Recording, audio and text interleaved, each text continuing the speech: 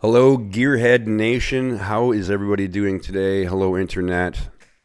You look good. Happy Sunday to everybody. My name is Dean. I am the Throttle Cracker. Welcome to my little YouTube channel. I appreciate you being here. Haven't made any content for a while. I've been undergoing a bunch of personal stuff, which is actually going to be covered in the video today. Which I'm just thrilled to make. You may notice I sound a little different. I look a lot different. I will get into that, but please bear with me, especially the way I sound. Pardon me.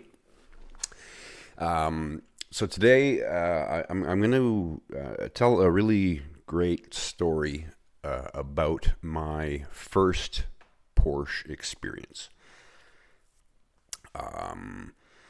I've never driven. Well, I drove an old 911 many years ago. Didn't really count. I was working on it. I certainly didn't get to enjoy it or anything like that.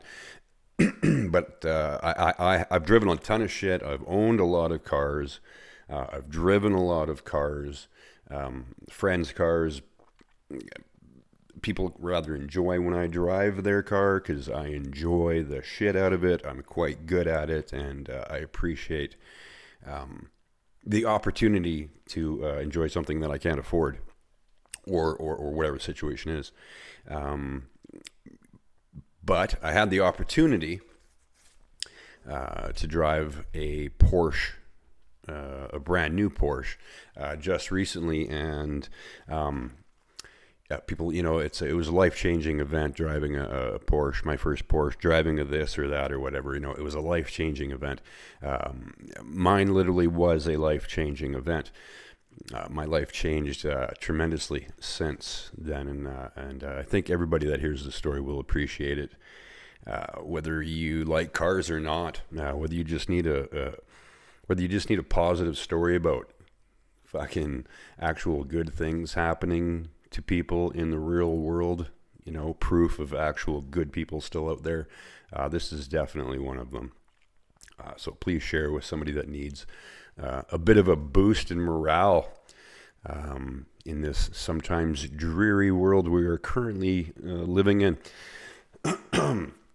So I got to break down the situation, a little bit background on how we got to the story that I'm talking about. Sorry, pardon me. So I've recently reconnected, about 2.5 years ago, I've recently reconnected with my childhood best friend, like childhood from like the crib, till we were both around, I think it was about 13 years old. I moved away with my family from Alberta to British Columbia. Steve and I were tight. We were very, very tight. Even at that young age, we were both diehard gearheads. There's very few people in this world that I know that are as gearhead as I am. Like I fucking leak transmission fluid when you cut me. I always say I've forgotten more about cars than most car enthusiasts know. And it's true in a lot of ways. I am a fucking gearhead, and so was Steve when we were a kid. We have very different tastes. I was more into the older American iron. Steve was more into the modern European stuff, Volkswagen, BMW, etc., stuff like that. And then in the late 80s, though, him and I agreed without a shadow of a doubt that the ultimate car was, without question, the Ferrari Testarossa, that at the time was brand new. And that's actually sort of how we reconnected as of late. We hadn't seen each other since 2020, since 2001, and then we just sort of drifted apart for a bunch of years. And then sort of randomly out of the blue, I get a video of somebody unloading out of their car transport a beautiful red Ferrari Testarossa. And I recognized the property that it was being unloaded to. It was my old friend Steve. So we start chatting again, and we start communicating, and did some Zoom or some FaceTime chats, and it's been really great reconnecting with the guy. He's done very well for himself. He's very successful in every context of the word. Beautiful family, home, business, and a healthy enough income that he has quite a nice collection of cars that any enthusiast would appreciate, without a doubt. He's got great taste in cars. So yeah, over the last, like I say, we've been chatting over the last couple of years and stuff. We'd he'd send me images and videos and whatnot of like cars he's potentially looking at buying, trading things in, and what do you think of that, and what do you think of this, and seemed to, whatever reason, value my input on his potential purchases for his collection or rotation or whatever, which is super cool, right? I was never a guy to lust after cars that were really sort of like an impossible. Like I daydream of cars, but I like to daydream of things that are potentially going to happen. So I don't, I love Lambos and Ferraris and blah blah blah, but I generally don't daydream about buying them, because it's just, it's not in the realm of possibilities, and they're not really my thing, right? If I was going to spend a lot of money on a car, it'd be really hard to spend it on something newer and European. So never really shopped for cars. So sort of helping him shop for his new toys and his next toy, bloody good load of fun, really, right? So a few weeks ago, he sends me messages. He's like, "Hey, I'm going to be landing in Kelowna, which is where I live. I'm going to be landing in Kelowna. We should get together." And this was right at the same time that the Stanley Cup playoffs, that's hockey, was taking place. That Friday was Game 6 of the finals, and we both grew up in Edmonton. Edmonton was in the Stanley Cup Finals this year, so we were going to get together, watch a hockey game, just him and I, like we literally hadn't done for more than 20 years. It was just going to be a good time. Getting back with an old friend, like family friend, right? That's an event in and of itself every time, right? So Friday shows up. Of course, he's got he rented a condo at the nicest hotel, right on the water, super cozy, big TV. We're hanging out and we're watching the game, and we just absolutely beat the shit out of. It was great. It was a high scoring game. It was great to watch. We were having a really good time reminiscing. And we started talking about the flight in, because there's a bunch of bullshit with the flight, of course. Welcome to flying in Canada. He actually he booked an alternate flight just in case there was an issue, and of course there was an issue. The original was canceled. So we're talking about that, and I asked him, I'm like I mentioned, when is he flying out of town? Like if I could give him a ride or hook him up with a trip to the airport or whatever. And he's sort of he's had. I'm not a drinker. I'm not a drinker anyway. But I was driving. I drove in and out of town, so I had no intentions of having any beverages that night. But Steve was enjoying a couple of cocktails during the game, and he's a modest guy, and he knows, I can't afford these cars, and I don't care. It's I'm so thrilled for the man that he is in a position that he is. I mean, it just warms my heart. Love the fact that he has the fortune he does. So I'm like, when are you flying out of town? Like, as I said, going to give you a ride or whatever. And he's like, oh, I'm not flying. I'm driving. I was like, oh, well, you don't have a car here that like, what do you mean you're driving home? Like, did you buy a car? Yeah. I'm like, oh my goodness. Oh dear. So I give him a hard time. I'm like, is it the new Hyundai Ioniq? Did you get yourself a new EV, or maybe the new Toyota Yaris GR, maybe? Giving him a hard time about buying something that's not German. And I squeak out of him that he has picked himself up a new Porsche 718 from our local dealership here in Kelowna, which is bloody impressive. They didn't, for some reason, want to sell him one in Alberta, where he lives. But I guess because it wasn't just your average Porsche 718 that he needed to buy, so he got the nice one. So let's take a look at the car that I ended up experiencing here. Let's see here. Where is it? Yes. So, of course, the asshole bought himself a brand new 718 Spider RS with, of course, the Wysock package, which comes with a bunch of carbon fiber and I believe the wheels, which are just uber sexy. It's a ridiculous, tiny little car. It's just fantastic. Love the color combination. It's I didn't get too many pictures of it. It was actually fairly busy at the hotel. There was some sort of exotic car show or club or whatever meeting in town, which was funny. Guess I don't think they're going to see one of these anytime soon. So yeah, this is what he buys. This is what he ended up purchasing, and yeah, he didn't really want to mention it to me. So this is the RS. So this gets Porsche's 4-liter, 9,000 RPM, flat six, mid-mounted. This is the mid-engine Porsche. This isn't a 911. This is not a rear.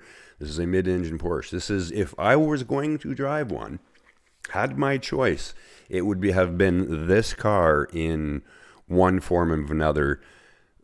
Because God, if you're a gearhead of any kind, you know that it is a benchmark. The way these things go around corners and deal with the road is apparently quite epic. So when he shows up with one in its top level trim, I was just blown away. Just all smiles, right? All smiles. It's not even a convertible. Like the roof, it's not even part of the car. Like you pull it off. The thing is meant to be driven without a roof. You're not even supposed to break 200 kilometers an hour with the roof on. You can only do its top of 310 or whatever it is with the roof off, which is just wild. So we're outside, and the valet brings this thing out, and Steve opens the door, to the driver's door, and I take a step back from it, have a look inside of it, and it's ridiculous. It's really it's so up my alley inside. This is very nice. I love the way Porsche does the inside. It's very driver. This thing is so driver oriented. There's not a button on the steering wheel. There's nothing on the steering wheel. It is just for driving. It is just for steering. Love it. Got a giant big actual gauge in the middle of the dash. Very little bullshit going on in terms of electronic wizardry and flash to catch your eye. It's all there, but it's not stuck in your face on a giant screen. And they actually have a shifter. This one actually has a nice shifter knob. Not like a silly little jewel pendant thing like they used to have. This has a nice proper shifter in the middle of the console that you can bang back and forth to operate the PDK transmission, which this car has. This was also my first experience with a PDK. okay, like, good God. I'm a super technical guy, okay? Like, I love the tech of these things. I love the mechanical aspect of the way shit works because that's what I do. Like, I will crawl underneath this car and spend an hour on my back looking at the beauty that Porsche in particular. I mean, good God, get underneath one of these things and have a look. It is absolute jewelry. And when I my first time driving the PDK it's almost overwhelming how properly tuned it is. It is so perfectly engaging and disengaging, and the rev match is so flawless. Accelerating under power, shifts up so brutally quickly, but it's not brutal. Like, it's instant. The rush of acceleration is not interrupted, but there's no bang. Like the next gear doesn't bang. Like it does. It bangs into gear, and it is like right now, but it's not a lurching forward type of a thing. It is absolutely brilliant in the way it executes gear changes. Immediate, instant, regardless of whether you should or not. Like, it'll let you be a bad driver, which I know some of the flappy paddles are just not known for that. If you shouldn't downshift at, or upshift at 4,000 RPM, it won't let you. Or if you bounce off a rev limiter, it'll shift up for you. No, my experience was this. It was perfect. It didn't care. It just wanted to provide whatever it is you were telling it to do. And I thought it was absolutely remarkable. Really, I mean, it is quite flawless in its execution. Whether you're at full throttle shifting at 8,000 or you're cruising through town, driving under 3,000 RPM, the thing pulls away from a dead stop perfectly, like normal driving, like slowly, like just hand the key to your mom and say, go get some milk. She could totally drive it. It was very, I mean, it left me speechless in a lot of ways. The PDK, absolutely phenomenal. I'm quite often one of the guy that's always like, you didn't get the manual. I guess whatever. I mean, I probably would have got a manual if I had the option. No, I don't really think this car I would have got a manual. The PDK worked so well, and then once we actually got it out into actually after Steve stopped berating me from the passenger seat for driving like a bitch in town and not taking it to some beautiful road that we could actually enjoy the car on a little bit, I did just that. We went out to some nice country roads back here that conveniently had no traffic on them whatsoever, so I was able to perfectly legally speed drive this thing, following all rules and regulations and the break-in procedure as well, because it is a brand new car. But the way this thing goes around a corner on a country road, like what would be considered a B road. So let's say, for reference, like a single lane country B road with like a speed limit of 80 kilometers an hour, 70 kilometers an hour, something like that, like between 40 and 50 miles per hour. Not rough, but certainly not like a perfectly maintained road. This car didn't even notice it. Yeah, it dealt with every single bump and undulation and camber change in the road, as if it were a bit of a joke almost. And I can, and then when you finally when you throw the thing into a corner with a bit of an attitude, the manner in which it responds to input, I've never experienced anything even remotely close to that. All right. it was almost as if it's connected to your brain. All right. There's no slop. There's no extra motion. There's no play in the sidewalls and the tires. When you turn, the car rotates in now, and it goes to exactly what position you tell it to. I didn't get a chance to. We're in the city. I didn't really get a chance to really beat the living shit out of it on corners in particular, because the potential performance level of this car around corners is mind-numbing. But what I did get to experience was truly epic. It was truly epic. I was blown away by how perfectly matched the suspension was to the road that we were currently on. Just like any fucking random road in British Columbia, and it was like made for it. It was as if they had like tuned the car on that road. The way it put power down was very impressive. The car is 500 horsepower. It puts it down in such a manner that is... the engine is so fun. The noise and sounds that this thing makes are so pleasurable. The intake noise, because the intake is literally sitting right behind your head. I don't know if it's literally that black hole behind the window. That's where the engine breathes through on both sides, and it breathes through it a lot. In fact, actually, I got a... let's use a bit of this video from our friend here at Autotop NL. Oh, I hope this is working. I hope you can see this. I hope I got this right. So this is Autotop NL. I think everybody on my channel is watching is probably going to know who this is. So this is him driving. This is a guy that drives supercars for a fucking living, responding to this car. Almost exactly the same one I drove. So, on a B road, as I said, this is what it's made for. So what is that like? Well, it is, as you would expect, absolutely glorious.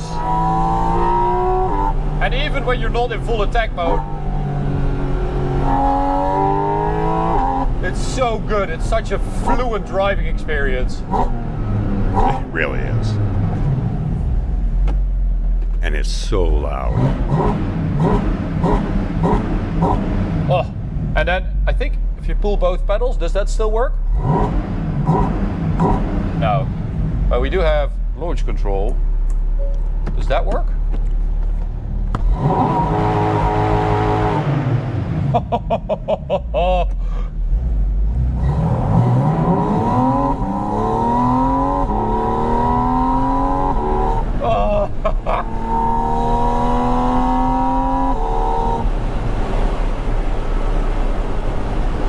So I love the fact that I can now put the suspension in a more firm setting and enjoy a little B-road. But even then, when the B-road becomes too bumpy, I can go to soft mode and it's still, it's still firm enough and balanced enough to soak everything up. And I think because the GT4 RS has been set up for track use, that's kind of lost on that one, That car feels so aggressive and so on edge all the time. And this kind of takes a little step back and becomes more enjoyable because of it, if you ask me. So, launch control.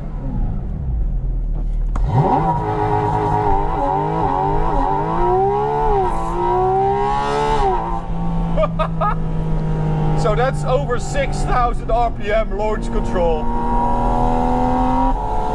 Just ridiculous.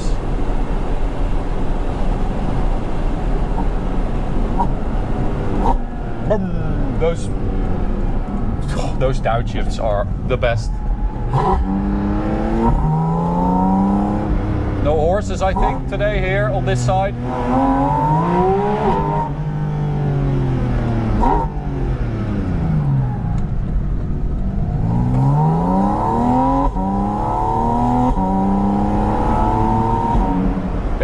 over there, I think. Yeah.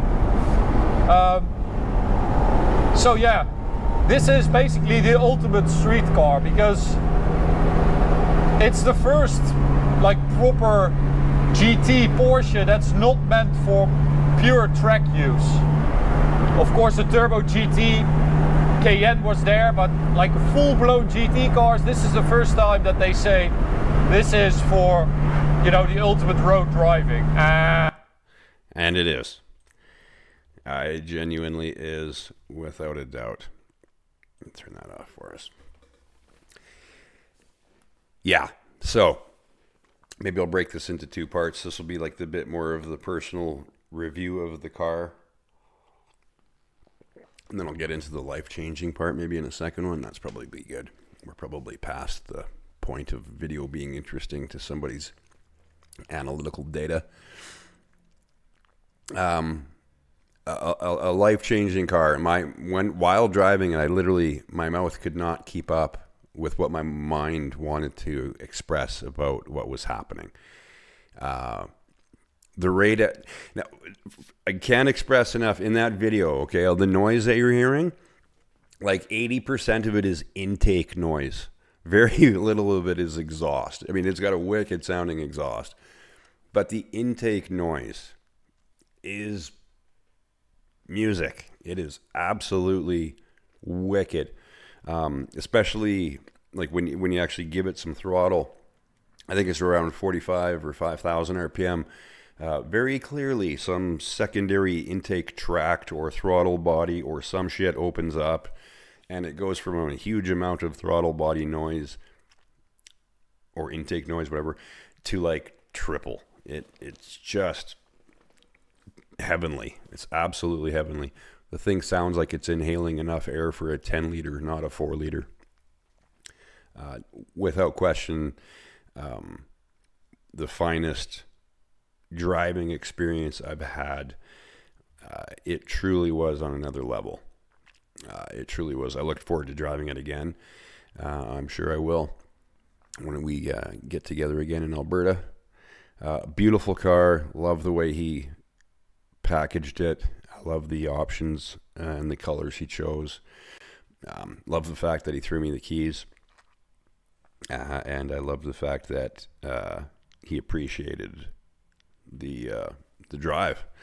He had a good time. Steve enjoyed the way his car worked. I don't know if it'll be on a road like the ones I found for us that night anytime soon.